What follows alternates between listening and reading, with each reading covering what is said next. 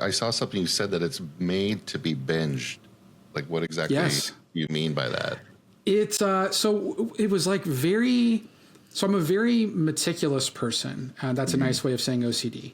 And I went through and I watched all these shows and to understand, like, because we're making revival's a murder mystery, Right. and the concept of revival is it's a murder mystery where the person is now alive to solve their own murder because they came back from the dead, but they're not like a zombie and they're normal. And so within that murder mystery kind of trope and you know the rules of that, I watched all the shows to understand, okay, what worked, what didn't, and what keeps you going.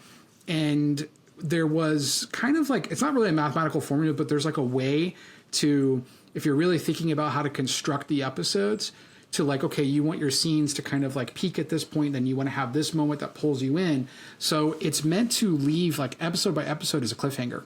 Every episode is a cliffhanger. And it makes you want to watch the next episode. And then it's meant to ask a new question while answering a question, like, again and again. And then that starts to create this, there's like literally like chemical reactions that you have in your brain of like, I want the answer to this and what's there. And I just did so much research on how that works and what was there. And I learned that tons of writers' rooms and showrunners do the same thing, and studios even do it.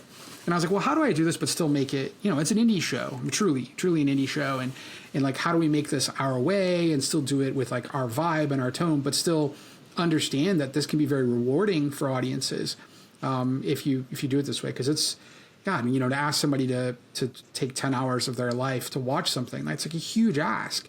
And I think it just needs to be rewarding. So we very specifically and almost mathematically designed it so you can feel something and want to watch the next episode and kind of and binge. And then there's never, as like Reddit would call it, like a filler episode. Like, that doesn't exist. Right. You know, there's no, we're very careful about, even though I don't think filler episode is really what they're saying. I mean, that's a whole other side thing I could get into. But, you know, it was important to us to craft this in a manner that is, okay, I am really excited at these questions, but I'm going to, you know, answer a question with a question.